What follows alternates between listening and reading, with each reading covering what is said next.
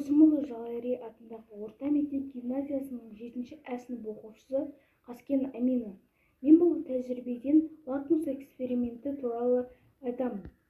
Ең бірінші, қызыл капустаны сумен қайнатамыз. Сосын қағазды қоспаға батырамыз. Лакмус қағазы кепкеннен соң бірнеше бөлшектерге бөлеміз. Экспериментке маған сода, лимон қышқылы және су қажет. Бірінші стакандағы сода мен су, ал екінші стаканда лимон қышқылы мен су араласқан.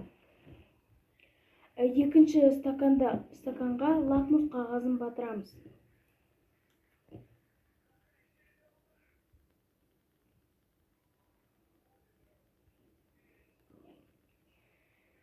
Лимон қышқылы әсерлірек болғандықтан лакмус қағазы қызғылт түске боялады. Ал бірінші стаканға лакмус қағазын батырамыз.